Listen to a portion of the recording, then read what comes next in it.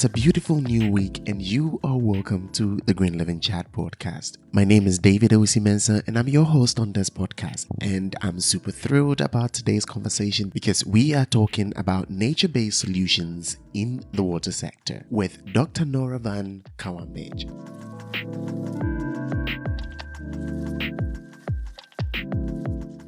Nora is an expert in water and sustainable development with experience in academia and private sector on integrating nature-based solutions and green infrastructure in basin, city, and building planning and design. Central to her work is the connection of communities, government, businesses to identify the opportunities for greening the economy. She has positions in VUB, Belgium, and IHE Delft in the Netherlands, where she teaches various water management topics. She is the co-founder and lead business development green solution at BitaGreen, an award-winning startup specialized in assessment of urban climate risk and nature-based risk reduction. And in today's exciting conversation, we looked at trending issues in water scarcity and challenges around the world, and some of the insightful solutions we can do to reduce water scarcity around the world.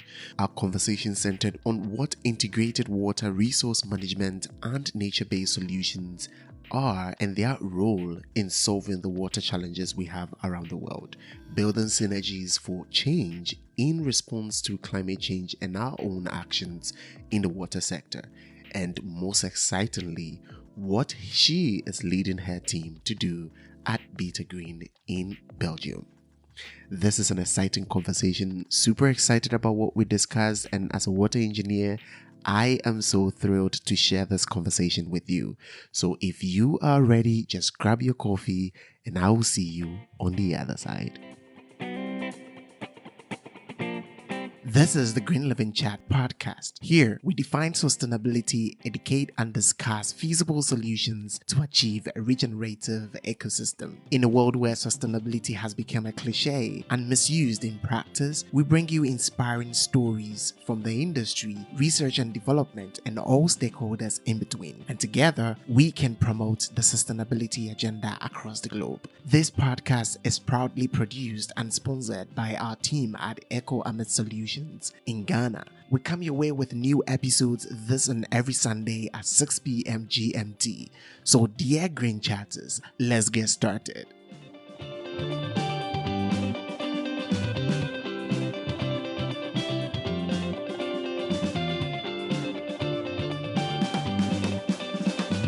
Hello, Nora. Thank you so much for joining me today on the podcast. It's exciting to have you here, and I am thrilled to dive into today's conversations about your expertise and things you're doing in the water sector and nature-based solutions. Welcome to the podcast. Thanks, David. Absolutely lovely to be here and have this conversation with you. Yeah. So if you've heard a lot of things about Nora in the introduction of this podcast, you should know that we are in for a treat today. So we really want to dive into her life a little bit, get to know her more, hear it from her own mouth, and then dive into some of the solutions and such an amazing person she is, and what she's doing to save the world. So I'm sure a lot of people would like to know deeper. I mean, how you grew up and everything. But there is this interesting question that I've been asking people lately, and I would like to ask you as well. What really brings you happiness?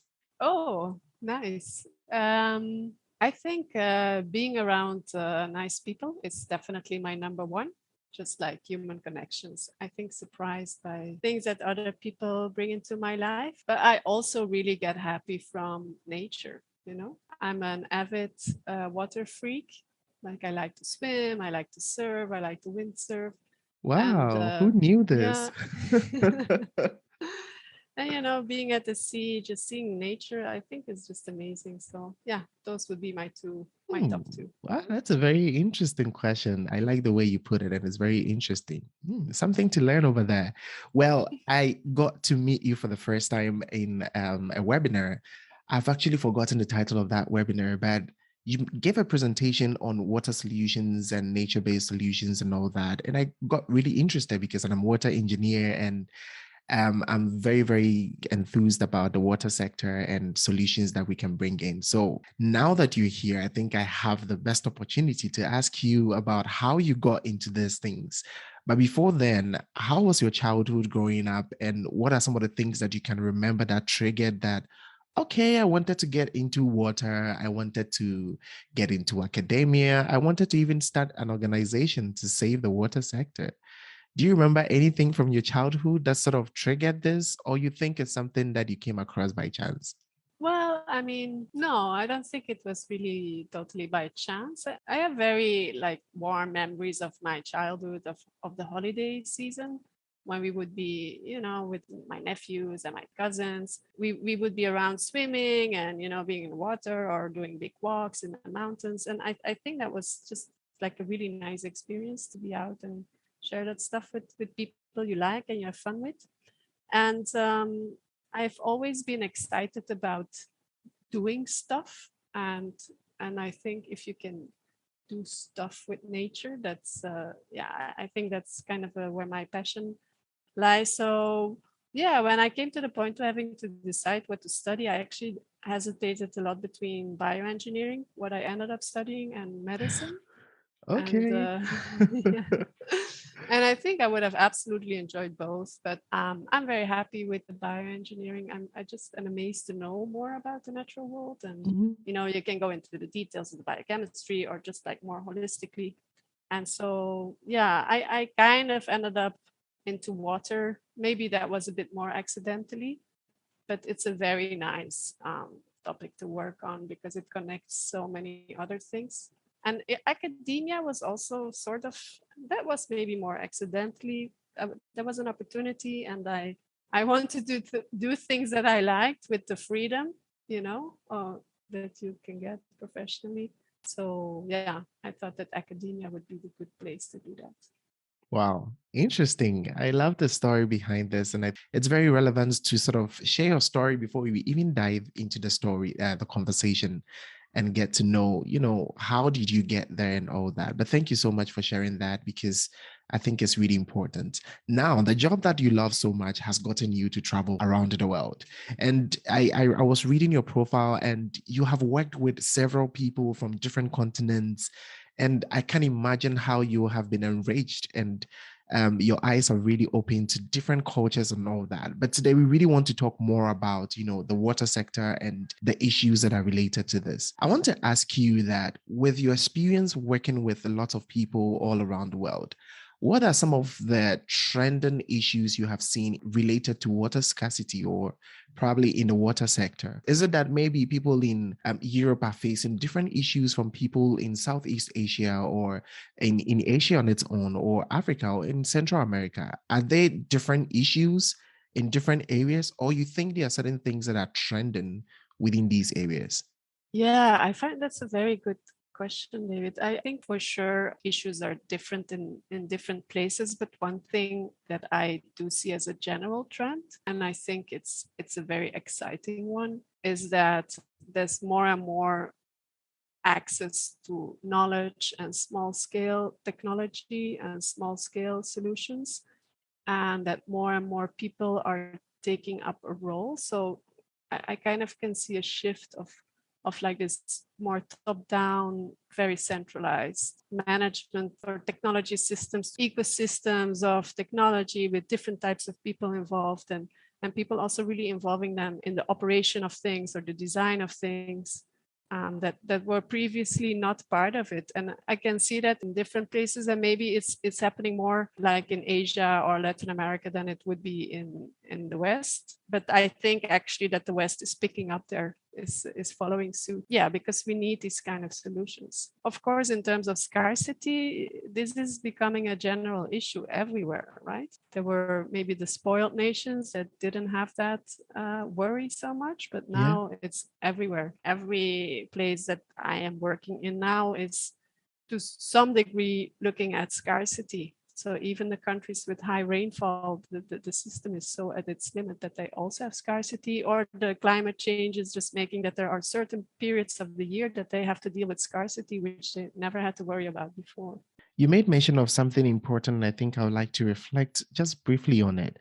And so I've been having conversations recently about, of course, solutions to climate change, water sector, and all that.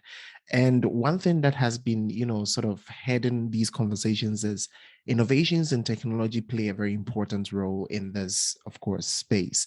But then I had a conversation recently with an expert in Costa Rica here who are sort of monitoring biodiversity and the forest management and preservation and all that. And one of the challenges he mentioned was, catching up with the technology or catching up with the softwares and programs and things that are being sort of frequently updated, and sort of the updated ones are more efficient. With your experience in this area, how is the catching up also an issue? Of course, you mentioned that in the West, there's going to be more of education and they'll be up the list than other countries. But how is this challenge relevant in some of the places that you have worked in? I think it's very, very relevant. And I think it's something that is maybe sometimes overlooked, right? The Yes. importance of building capacity Yeah. to be able to take the advantage of innovation that exists out there. Yes. To a certain extent, I think there's a lot of autodidacts out there, Yes. and therefore the internet, of course, is amazing. And there's Yeah. so many smart people who just, find their way. But still, I think it's a little bit not paid enough attention to. Yeah, so I do see it as a bit of a weak spot, or maybe a need for innovation really to get to its full potential. This is something we have to invest in. I'm actually glad that you highlighted that, because I think it's something that needs a lot of, investment and attention so that we can sort of, build that kind of capacity for others to also get access to these facilities and technologies and all that.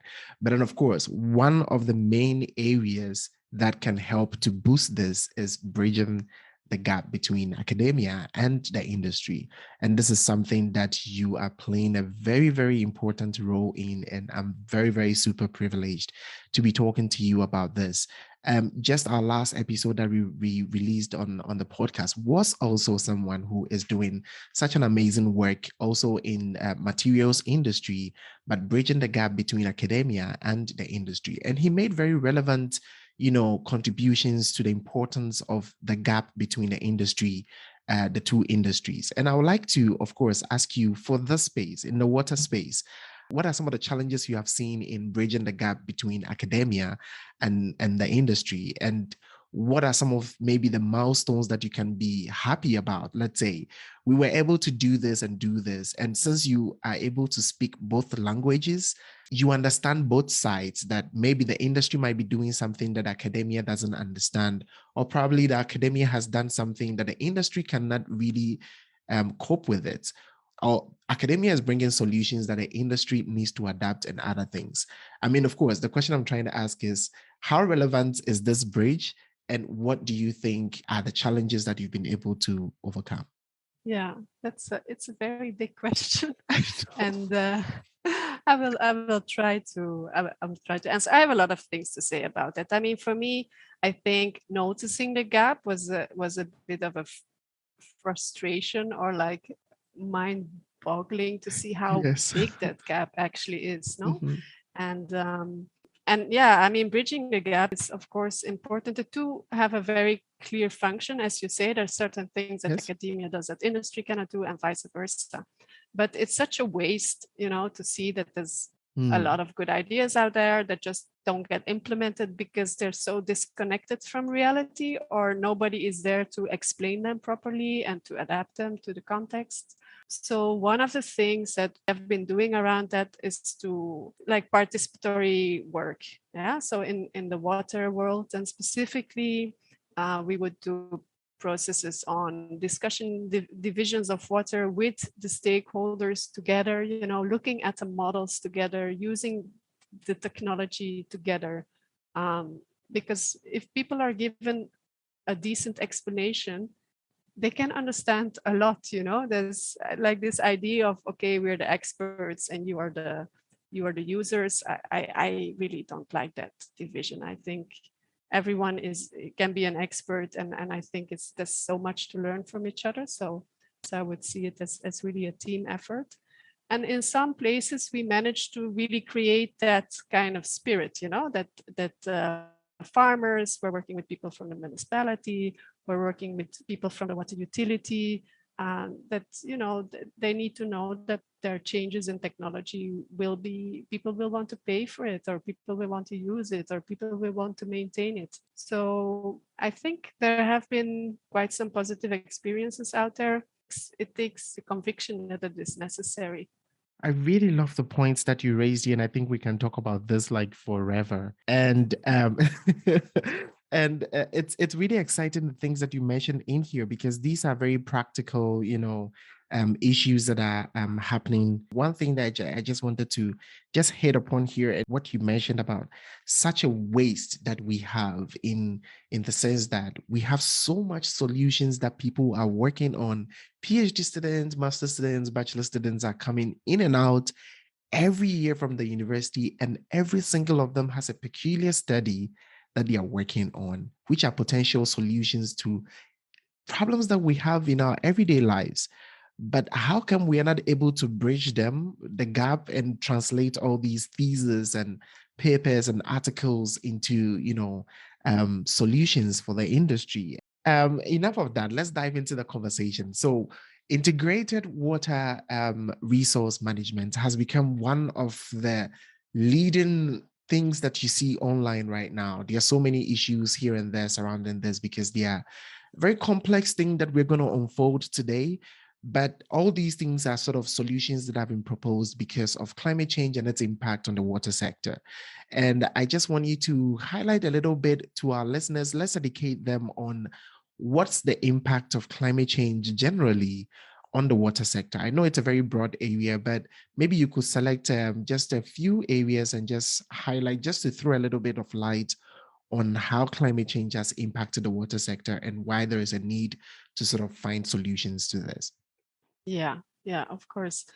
Well, I mean, I think one of the issues is the scarcity. The impact of climate change is increasing scarcity, and with that, more competition over resources, and with that, more potential conflicts, but also more incentive for cooperation. The other thing is kind of the intensity, the distribution of the water resources and the changes in the variability. So becoming more intense rainfall events, more intense drought events, and which makes that the system is becoming more under stress, both in general, but also like the peaks of stress are higher. And because we have not really at all cared about building resilience in our systems, we've just tried to max out the exploitation of resources.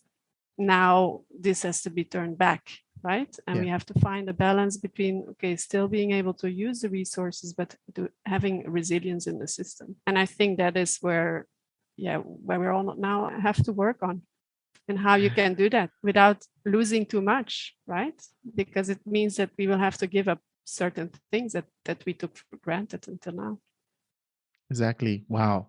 You ended it on a very interesting spot, and I think it's going to lead us to the next question. But you mentioned that, of course, water scarcity and the population growth and the stress and the impact of climate change has actually, brought us to a certain level where we are like, okay, in as much as we need to sort of have mitigation measures and all that, we also need to adapt, because we are not at a point where mitigation is going to take us out of, the fire we find ourselves in.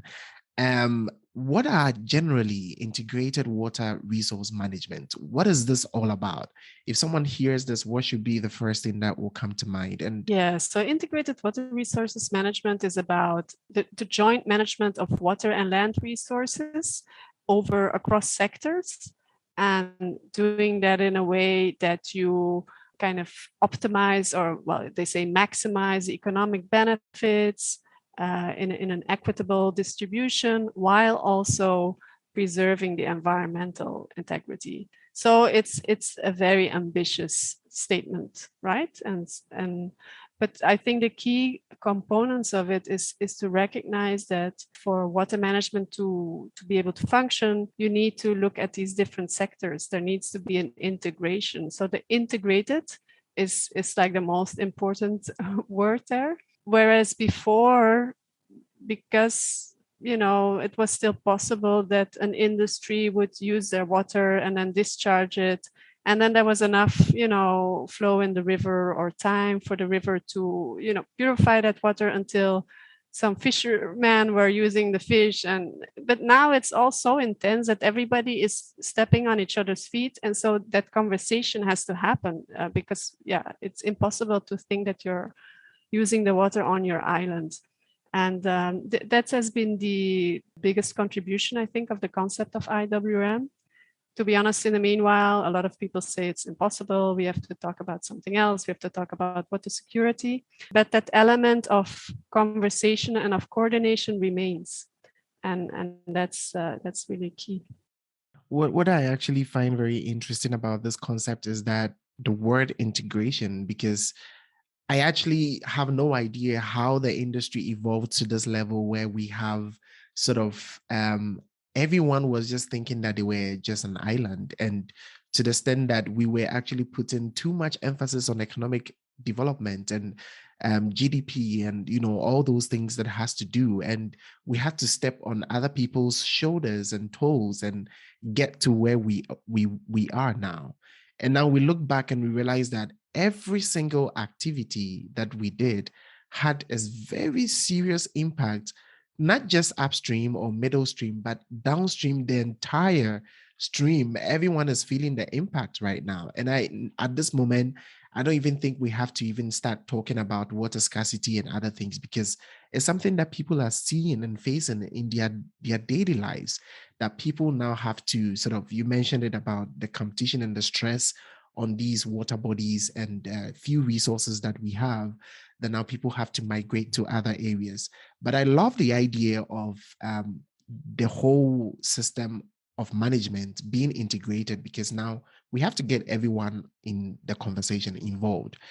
But then I see another trend going on. I'm not sure, because of course we have to let our listeners understand this, whether nature-based solutions are part of this system or is also a different system. What is the relation between the two, and how relevant is nature-based solutions as well? I think nature-based solutions is a very interesting concept that is now getting a lot of traction, where basically we are looking back at our system and say, well, actually nature has a lot of ways of managing this water, right? And where we try to again restore or recognize the function of nature. And there are definitely connections, in the sense that if you acknowledge the role of nature in providing resources and in providing ecosystem services. I mean, if we now talk about water, it's about providing clean water, because there are wetlands or there are healthy rivers that have purifying capacity, but it's also about providing a stable flow of water, because you have enough buffer in your system and you haven't put concrete everywhere, and so whatever rainfall falls doesn't immediately flow away. Yeah. If you recognize that, then you are kind of looking at this idea of economic benefit and environmental integrity in a connected way. Yeah. And I think that's really the interesting point of nature-based solution. It's that there was always this dichotomy between, okay, we have our economic prosperity, and then, now we also have to do something about the environment, but it's only costing us money, and I don't find this important. Let's focus on the economy, which of course is a completely ridiculous idea, because there is no economy without ecology. So I think that's the idea, to bring them together and to also show, and through the language, of economics, that this has a function and this brings benefits, and there are different people related to that benefit.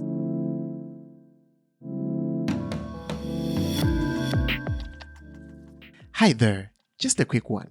If you find our conversations worth listening, why don't you share them with your friends and connections? Please help us reach more and new listeners by leaving a review, commenting, or rating us on any platform where you get your podcast. We can't wait to hear your thoughts and ideas, so share them with us via a social media platform or email. Find more details in the show notes. Now let's get back into today's conversation.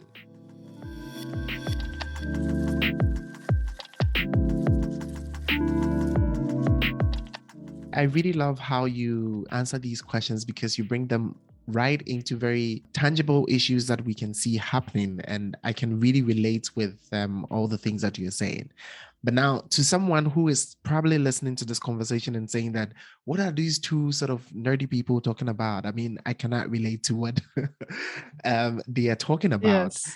If we take a typical example from, let's say I'm from Ghana. So in my country, we have one of the emerging issues that is with something we call galamsey, and it's a local word we give to illegal mining, because gold and all those kind of things are very common in some areas of the country, and people are actually mining these kind of things illegally, and the impact that we see is on our water bodies.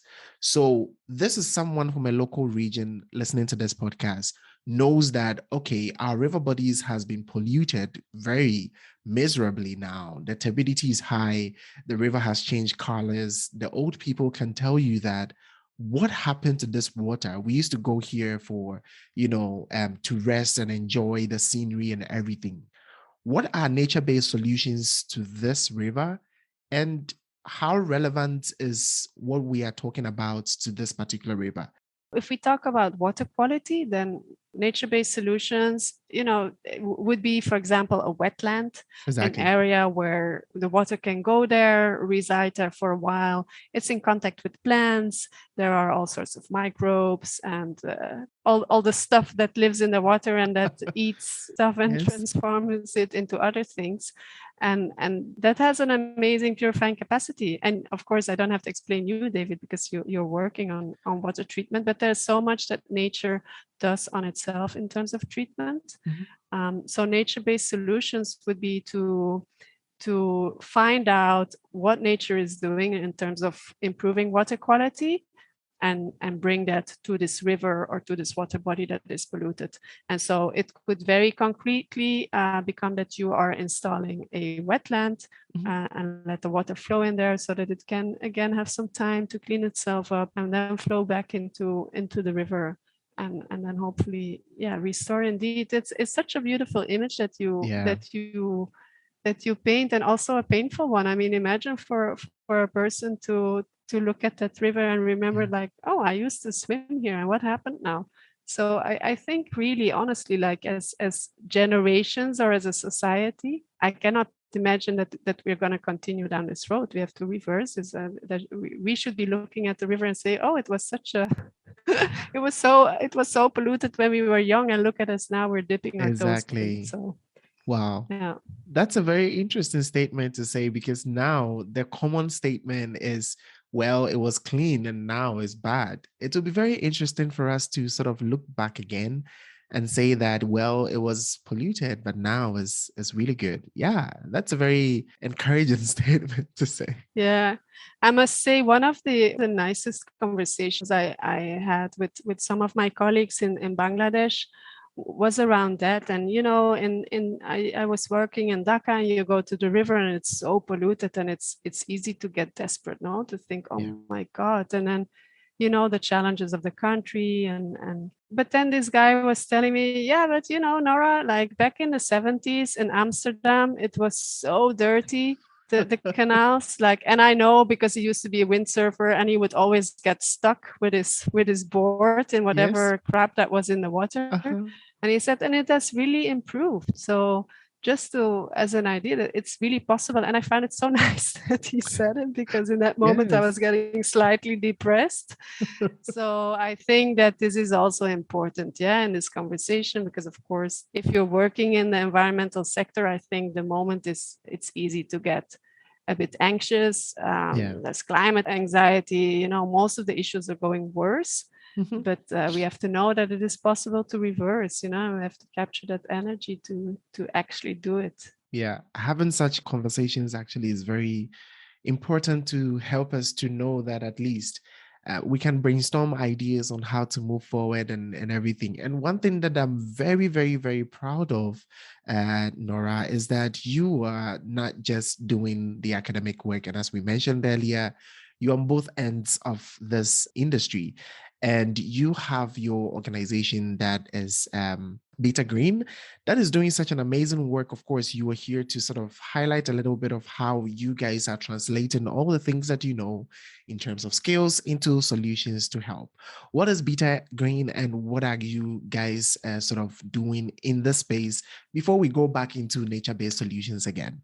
Yeah, so BitaGreen is a spin-off of a university in Belgium that focuses on green infrastructure in cities to help them prepare for climate change, basically. And what it means is that we know that if you put green roofs in a city or you put, green spaces, they have so many functions that can help to get your climate more livable. Yeah. So what we do with the company is, from a modeling perspective, we do an analysis of the city, and we see, what is the current climate risk in terms of temperature, in terms of rainfall events, and how can we use green infrastructure to buffer and to make the temperature go down and make the water flow slower so that we don't deal with floods. And so we use all that modeling and all that knowledge about nature-based solutions or green infrastructure here. I mean, I'm using these terms synonymously. Yeah. And we show how much benefit you can actually get out of installing that green infrastructure. So yeah, this is very exciting. We started recently, and it's very nice conversation. We're talking to some cities who are dealing with that climate risks and who definitely see, they see the potential for a green infrastructure, but they just want to have a bit, support of how much they have to build it and where exactly. And so that's what we offer with our assessments. It's very exciting what you're doing because it's very, very practical. And it actually reminds me of a company that recently engaged with my consulting company about they want to build like an eco community, and it's like a whole vast of land, and it's proposed to have about 90 buildings in that community, but they want to convert into a very eco community where they have biogas systems and solar panels emerged, and they don't want to touch the land and destroy it with construction in a way that the indigenous crops are going to die and everything. And I think you will be a very good person to speak to this client about how to sort of combine their infrastructures with the natural area and how to make it more sustainable, right? And not touch. And what I love about your work is you're not just using nature-based solutions to sort of make the place look nice or make the impact a little bit low, but you're considering everything that is integrated in that system, in the sense that, well, now we have so many buildings. If you look up from a plane, or probably the sky is a drone or something, and you look down into the cities, now you realize that where you see all the browns and the whites are like just buildings, and you can't see any greens in our midst. So wherever you see the greens are like places where people do not live. But how can we make where people live also green with your approach? And I really love what you're doing. How has the response been? And of course, I know that this brings you a lot of satisfaction and happiness when you talk to clients. But how has the reception been? I know there are a lot of countries like Singapore who are leading in greening their communities and city centers and all that. But how has the response been? How do clients feel about this? Is it more expensive for them, or do they sort of willingly come and say that, okay, we want to adapt these kind of solutions? Because of course, I know that most of the time sustainability approach is more expensive. So how has the response been generally? Yeah, more and more people are really interested in it, not because they truly believe that this is going to improve the city. Developers are starting to really believe that it's going to improve their building. It's going to increase the value of the building, so they will be able to sell it for a higher price.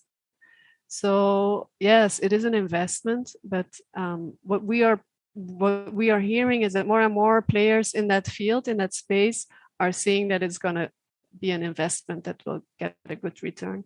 So I think what is kind of missing now is to be able to do this at scale. Yeah. So there's a lot of little ad hoc projects, and somebody has a little fund, and we're gonna put a little, we're gonna plant some trees, and it's amazing. But to really have an impact on the city, this has to be happening at a larger scale. And these people, again, it's a bit the idea of the IWM, we need to have this cooperation between the different players. And so if everybody says, okay, we will put a part of the investment and we do a part of the assessment and give our expert opinion on that this is a good idea, then together this becomes an interesting project. And so that's what we, at least what the kind of products that we put in the market, have the intention to support that kind of conversation, where you have, to use the term, it's like a blended finance for really bankable projects on green infrastructure at a large scale. And I think it will go into that direction. Of course, we are now very early start, so we're still pushing a lot, but at least we get enough positive response to believe that this is going to be, that there will be a lot of future in it. Yeah, that's exciting to hear, and definitely, I think that people also need a little bit of education on how to sort of willingly come in for such options because of its advantage, not just to probably the economy or anything, but also for the future environment, because it's something that we all need to collectively come together and work on. One of the challenges that we also have, we are proposing constructed wetlands as nature-based solutions for certain wastewater treatment facilities. And always people want to see the traditional approach. They are not willing to sort of, dive into the nature-based solutions. People need to be educated in this area to sort of, willingly come in for this, because there are issues surrounding people coming in and say that, okay, we want the traditional systems, like let's say what you're talking about. Some people might not prefer to come in for your solutions, but go in for the traditional ones. I think that's one of the last questions that I'll be asking you, but you made mention about something about all of us coordinating to bring these solutions alive.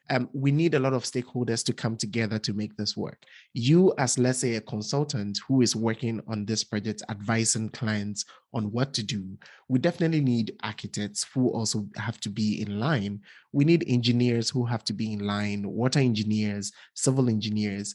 We need everyone to coordinate, even up to the client himself. What are some of the contributions that you think has to go into this in terms of education to sort of bring all these people on board? Because we realize that most of the time, environmental engineers and few other occupations are the ones that are sort of narrowing themselves to this area of sustainability and even tapping into the nature-based solutions. But we don't get the other people from other industries diving into it and really understanding the essence of actually rethinking their operations to see how they can bring and incorporate these things. How do we coordinate these people, and how do we also bring these people on board? Yeah, from the architectural world, there is quite some interest in going back actually to design that is in sync with nature, and there's a lot of innovation happening there. In terms of also the materials that are used, in terms of orientation of buildings, incorporating all sorts of sustainable processes in the building for energy, for water use. So I think that that's a domain that's definitely moving nicely in the direction. I think also, the young people starting those careers, I do see that more people are sensitive to this issue. No, we are all wondering how the world is going to look in 50 years from now. So most people want to like to innovate in that direction. So I think it's happening, but of course the problem, and actually I had a company on bioclimatic architecture before, and it was quite a challenge because we were building passive houses, at the beginning of the movement. And the real challenge that we had is that you have all these established industries of constructors who do not really know how to do this. And for them, it's an absolute risk to engage with this kind of new way of building. So in that sense, yeah, the people that are out there also need to get support in making the transition. We cannot really wait for new people to Yeah. stream into the system, right? Yeah. Yeah. So how to engage with them? I mean, it's a combination of top-down. Building codes have to force, and that's just it.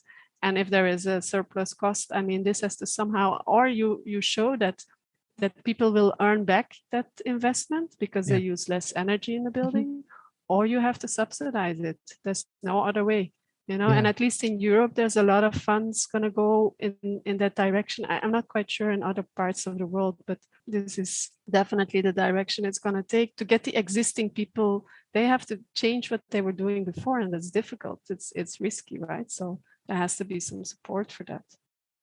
Definitely. Yeah, really, really important inputs over there. So thank you so much, Nora, for making time for this conversation. But before I let you go, I want to ask this last question about the fact that we've talked about nature-based solutions. We talked about, integrated water resources, management and all that. How applicable is it for people, the normal day person working or walking all around? What is that person's role in all these ideas?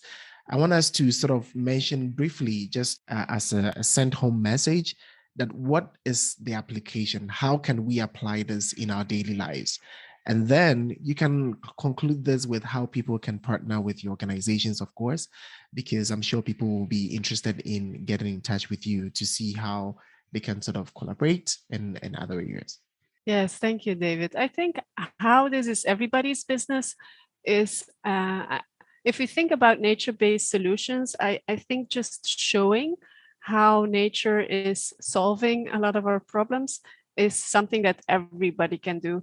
And I wanted to mention this earlier. I mean, there's a reason why people go sit under a tree when it's very hot, right? And we all know this. I mean, it's nicer there.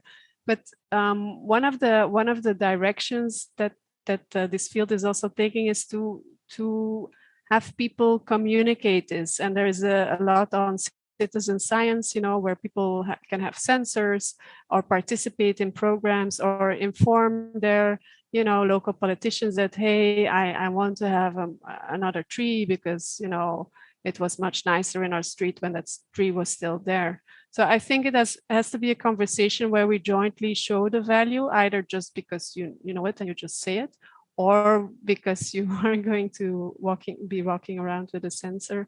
And from BitaGreen, this is also part of the work we want to do because, of course, we're promoting green infrastructure because we say this has so much value, but then we also have to show this, right?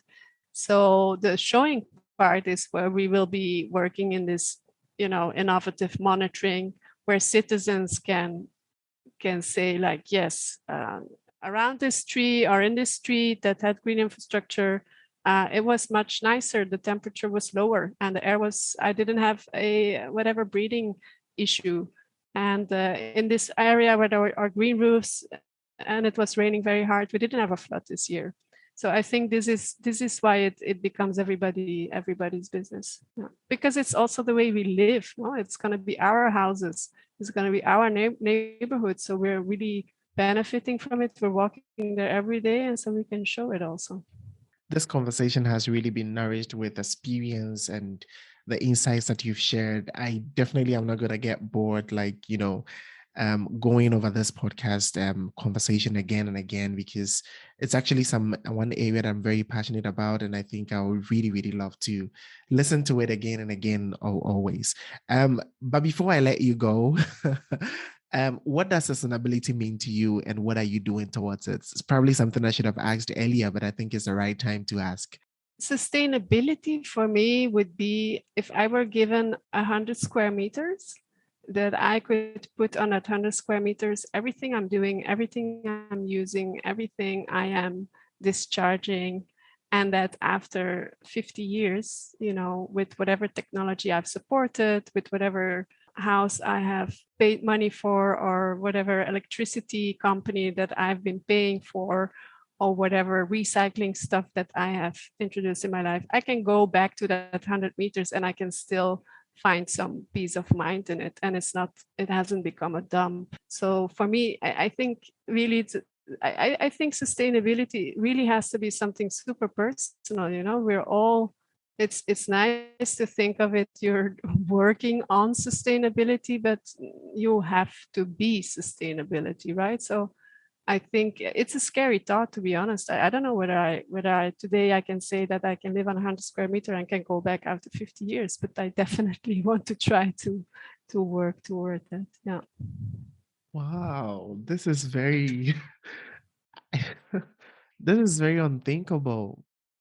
That's a very interesting answer, honestly. Like really, I'm just trying to imagine how that could be for myself. I mean, just living on that place and then going back Yeah. again. That is a very, very interesting way to, wow. Wow, interesting. Anyways, wow. I can't stop reflecting on what you just said. But anyways, if you have the superpower to sort of change one thing about humans' behavior towards the environment, what one thing would you choose to change? Throwing away things. I think that the idea that when you throw something that it disappears, I think that's something that would have to change, that I would like to be able to change. I don't know Yeah. how, but yeah, that would be an awesome superpower. Yeah. Yes. And I truly believe in that. There is this man from Czech Republic, Michael Rada, who is promoting the idea of a wasteless world. So he thinks that nothing in this world should become waste if we don't waste it. So waste actually shouldn't be something that exists because we take resources from the earth and then we modify them into products and materials, and then afterwards they are not supposed to be waste. They are supposed to be like, go back, disintegrate them back into the resource that we took them. So nothing has to be waste. And when you mentioned that, that was the first thing that comes to mind, because it is not necessary just to throw things away, because they are practically the resource that we took from the earth, right? Yeah, it's a very interesting thing that I hope that you have that superpower soon, because we really need that. I'm doing my best, David, every Yeah. night. On that note, thank you so much, Nora, for so much for your time, for joining us today on the podcast. And definitely, of course, every detail of Nora is going to be on the show notes. So if you're listening and you're super excited about working with BitaGreen, or you just want to sort of get in touch with Nora for more insights, she is definitely available to sort of work with you. Or of course, not that's available, but I hope you can work something out with her and definitely get in touch with her. So thank you so much, Dr. Nora, for joining us today on the podcast. Super nice conversation, David, and I definitely will keep an eye on your PhD, and let's check in again in some months' Definitely. time. Definitely. Hey there. Thank you so much for sticking to the end of this episode. Now there is a call to action. So why don't you engage with our community of green charters on our social media platforms? Find more details and links in the show notes. Get involved with the podcast by emailing us at glcpodcast@echoamitsolutions.com or DM via our social media platforms. We cannot do the same things expecting different results. The urgency of climate change demands actions now and not in 2050. So, dear Green Chatters, see you on the next episode, and remember, live green.